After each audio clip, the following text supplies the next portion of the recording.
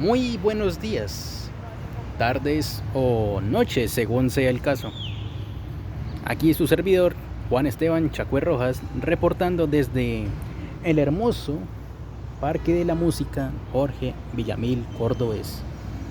También acompañado de aquellas personas que se dedican a impulsar el factor cultural de esta hermosa ciudad. Pero bien, en el día de hoy estamos realizando una especie de expo video en el que analizaremos 16 puntos de la ética profesional como tal. Así que, sin más dilación, comencemos. Primero, ¿de qué se ocupa la ética social? Esta se encarga de la relación entre un individuo con los demás y también con el medio en el que se encuentra. La relación entre un individuo basada en el comportamiento con otros individuos y con el medio que los rodea, buscando así una convivencia pacífica en una sociedad. Y en segundo punto tenemos a las relaciones que busca no solo eso, sino clarificar la ética. Busca este tipo de relaciones como las del comportamiento entre un individuo, tanto para sí mismo, como las relaciones que tiene con otros individuos, es decir, en lo personal y en lo social. Y también no solo en el comportamiento, sino como ya mencioné, con el medio que lo rodea. Y como ya mencioné otra vez, buscando una convivencia pacífica, de forma que cada individuo pueda expresarse a sí mismo, pero sin afectar la integridad propia o la de la sociedad. Es decir, sin afectar la integridad personal o la colectiva de una sociedad. Y tercero, ¿qué se entiende por vocación? Desde la ética profesional, claro está. La vocación es un deseo entrañable hacia lo que uno quiere convertirse en el futuro. Es decir, es como una meta que fija una trayectoria hacia lo que un profesional quiere ser, o alguien que desea convertirse en profesional como tal. Ahora, ¿qué campos abarca la ética profesional? Pues más que nada abarca los campos de las reglas, normatividades y conductas que debe seguir una persona que busca desarrollar su vida profesional, tanto sea como en el desarrollo de adquirir conocimientos como tal, como de ejercer la profesión como tal. Conductas que buscan más que nada el bienestar de otras personas, obviamente el propio, pero que prioriza entablar una convivencia más sana. Bien, 5. La etimología de la ética. Pues bueno, viéndole desde el punto de vista etimológico,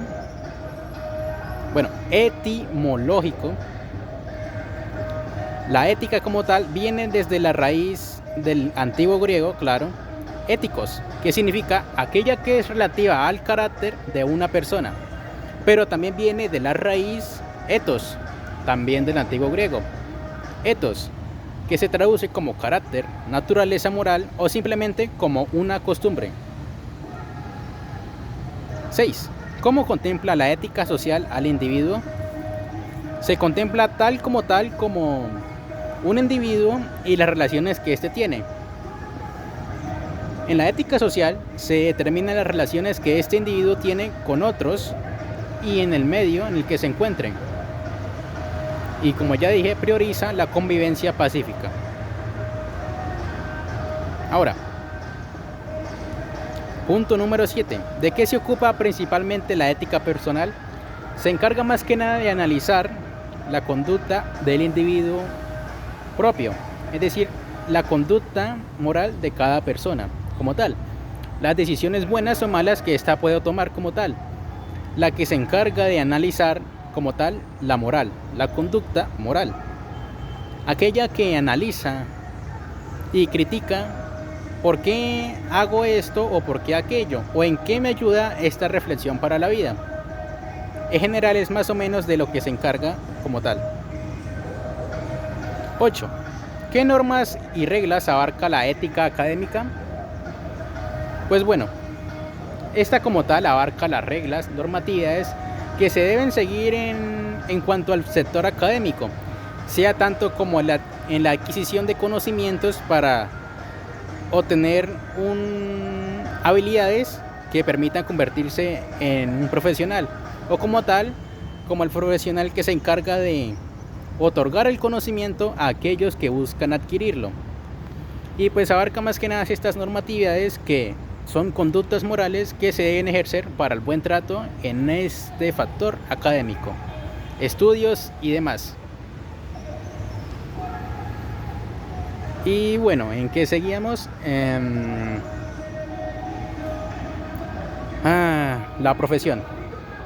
En un sentido intrínseco de la palabra podemos decir que una profesión es más o menos como, en general, la profesión es la labor que uno realiza en una sociedad, pero en este caso más generalizado, pues la labor que se puede realizar como tal y más que nada que busca dar un beneficio a la sociedad en general, brindando un servicio o simplemente sirviendo como una especie de apoyo a otro servicio. Y en un sentido más extrínseco de la palabra, la profesión en el caso puede servir más que nada como una labor de una persona en una sociedad, pero que genera un bienestar hacia ciertas personas directamente y también de forma indirecta. En el caso de un educador o un instructor, este le da el conocimiento a una persona que busca, por ejemplo, convertirse en un profesional como tal. Y el adquirir ese conocimiento gracias a la ayuda de este instructor es como tal como se genera como tal la profesión. Y el instructor que lo hace por mera vocación, que busca en serio, desea con tal de su ser, desea en serio transmitir ese conocimiento hacia aquel aprendiz, que como tal también debe tener la misma vocación para adquirir ese conocimiento y así alimentar su vida académica y posteriormente su vida profesional. Y bien, llegamos al punto número 10. Estamos avanzando rápido, Todos tenemos un código de ética propio, ¿verdad? Pero cuando este es fuerte, pues supongo que no hay gran dificultad en cuanto a ciertas circunstancias, obviamente. Un código de ética propio que sea muy fuerte y resistente es aquel que no se doblega ante nada, sabe muy bien la conducta que debe ejercer, asimismo sabe qué cosas están bien y qué cosas están mal, apegándose a la normatividad, tanto el proceso de una profesión como tal, como a estas normas de la ética profesional como tal. Así es como una persona con un código ético bastante riguroso es como mejora de por sí mismo su calidad como tal en la labor de la profesión. Cuando este es débil, tiende a ser un poco, ¿cómo decirlo así?, manipulable, en la cual no tiene del todo seguro si el código que sigue es correcto o no, si las decisiones que toma son las correctas o no en cuanto al desarrollo de su profesión. Así es como tal, entonces este puede fácilmente cambiar de opinión y contradecirse a sí mismo, algo que obviamente puede traer perjuicios tanto en un futuro temprano a un futuro tardío.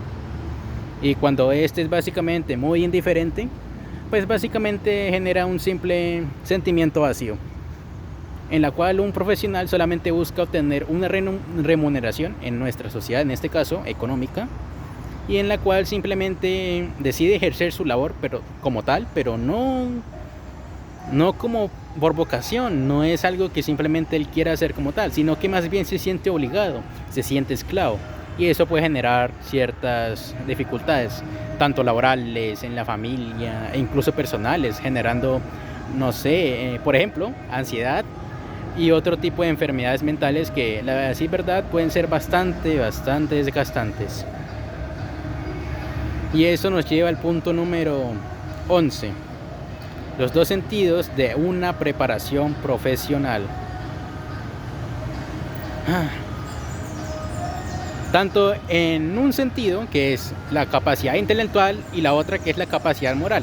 Y la capacidad intelectual es cuando la persona busca adquirir conocimientos y habilidades, desarrollarlas para así luego ejercer su profesión y dentro de su profesión posteriormente. A final de cuentas, la educación es un proceso continuo, ¿no? Y en cambio, en el sentido de la capacidad moral, esta persona debe ejercer su código de acuerdo no solo a la normatividad que ejerce la ética profesional como tal, a este conjunto de normatividad, sino que también debe pegarse a un código ético que debe ser bastante fuerte para así pues ejercer en pos no solo el bienestar propio, claro, eso es de más resaltarlo, siempre hay que pensar en el bienestar propio, pero también en una profesión hay que velar por el bienestar ajeno, es decir, por el bienestar de los demás, aquellos que se basan en nuestra profesión para obtener un servicio o simplemente obtener ayuda en cierto tema general. Y también puede surgir el problema del punto número 12, el bien común. Si no se piensa en eso, ¿en qué se convierte una profesión? Pues desde mi propia perspectiva, se convierte más que nada en un círculo vicioso y agobiante, en el cual pues básicamente la persona se desgasta a sí misma. Un ejemplo, una persona que brinda un servicio, por ejemplo de reparación, puede ir a brindar sus servicios a cierta casa general, pero por, no sé, ahorrarse alguna especie de gasto, según el innecesario, que obviamente es bastante necesario para una calidad del trabajo, que es parte de la ética profesional, en este caso, dar un trabajo de calidad. Y por ahorrarse, no sé, puede omitir algunas cosas, cambiar algunos procesos y demás, cosa que puede generar un trabajo regular, incluso malo. Y así mismo pues esta persona, pues como tal, al ejercer la profesión o al ejercer la labor de reparación, pues puede tener un cierto desgaste. ¿Ya que por qué? Pues simplemente el cliente puede darse cuenta de sus omisiones en su trabajo y pues puede evitar, no sé, evitar la remuneración económica o simplemente pues enojarse, por justa razón, acerca del servicio que ha obtenido. Y así pues la persona que brindó ese servicio pues puede verse desgastada, pues no solo es algo agobiante, principalmente porque siente más que nada que la profesión que ejerce y los servicios que otorga son más que nada una obligación. Y para él es como vivir como tal o un esclavo, en la cual su único objetivo es hacer un servicio como sea que fuera y simplemente obtener la remuneración y sacar ganancias, y ni siquiera obteniendo algunos placeres banales como, no sé, adquisiciones que él quisiera obtener, pueden llenar ese vacío por dentro, ya que hay una gran diferencia entre hacer algo por vocación que hacerlo por obligación, y eso es más o menos lo que hace que una profesión no sea en teoría una profesión. Y en el punto número 13, ¿qué es la ética académica? La que abarca todas las normas, que abarca toda la normatividad en cuanto a los procesos académicos. Sea como ya lo había mencionado bastante antes, como tal un educador o un alumno, en la cual en el proceso de transmitir y adquirir conocimiento se deben seguir ciertas normas éticas, morales. Se debe tener una conducta, un código de conducta moral que permita, no sé, obtener integridad en el trabajo como tal. Un estudiante universitario necesita ejercer, presentar un trabajo con toda la integridad posible como tal, ya que parte de su desarrollo se va reflejado obviamente en su profesionalismo a futuro. Y si este mismo no opta por agregar esa parte de la ética académica en su presentación, por muy tonto que parezca cualquier trabajo, tiene que mantenerse siempre en ese punto, en la ética académica, porque si no lo hace, puede verse muy probablemente reflejado en su futuro profesionalismo. Y desde la ética profesional, ¿cómo se define una profesión como tal? Pues se define como una labor que emplea un individuo que brinda ayuda a una sociedad, es decir, genera un beneficio para él y para la sociedad, ofreciendo un servicio como tal. Pero como tal, este profesional, obviamente, practica esta profesión porque ha adquirido los conocimientos necesarios y ha desarrollado las habilidades necesarias para ejercer esta profesión como tal, así dando su apoyo a la sociedad para que ésta siga creciendo. Y finalmente, en el punto 15, ¿qué tipos de profesionales necesitaría nuestra sociedad? Pero pues, bueno, sería bastante complejo. Obviamente necesitamos profesionales que obviamente velen por su propio bienestar, pero que también velen por el bienestar social, por el bienestar de la sociedad en general y de sus otros individuos, que velen por el bienestar de los prójimos, que tengan un buen código, que se apeguen a la normatividad, pero como ya dije, aquellos que piensen en el bien común, en que piensen que aquella profesión que realizan la hacen con la intención de ayudar a otros y a la sociedad en general.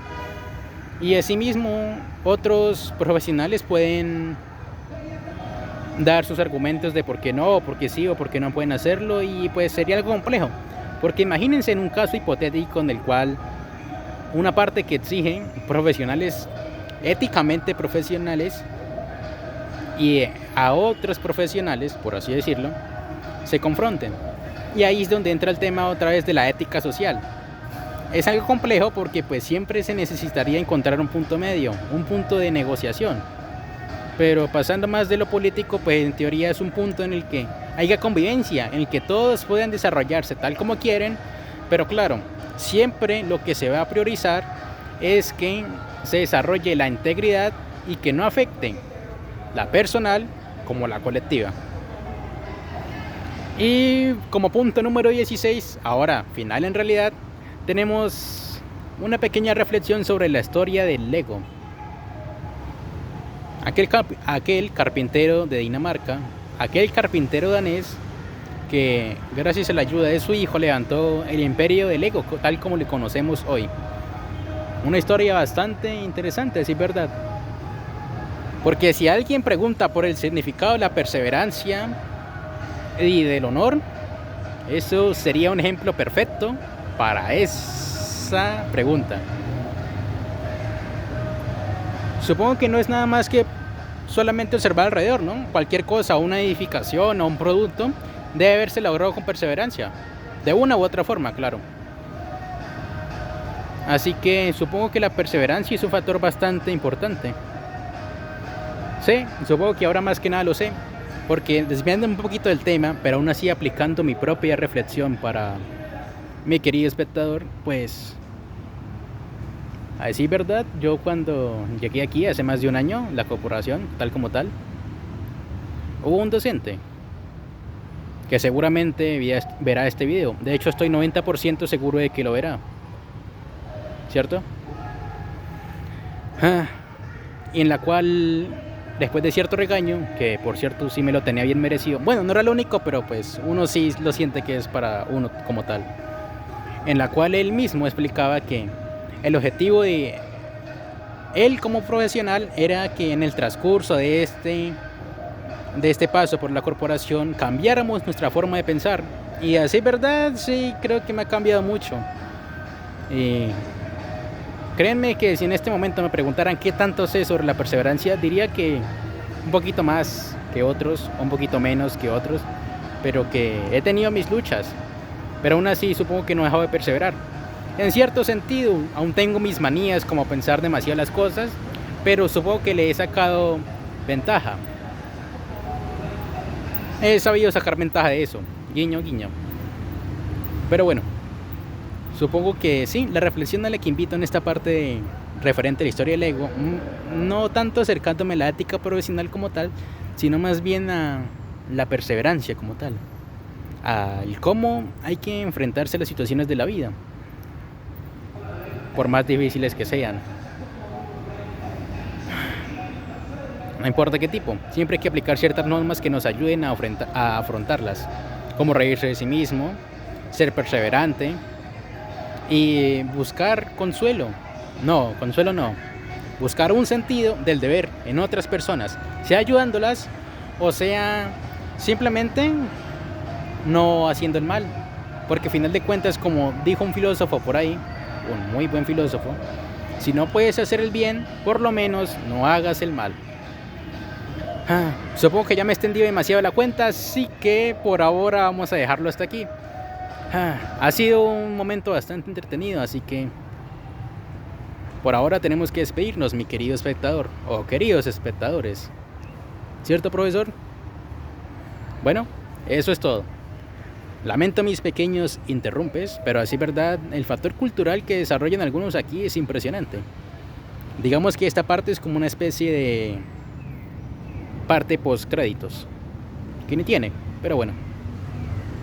Supongo que eso es todo, ya me dejo alargarme tanto, entre comillas, y hasta la próxima. Un honor.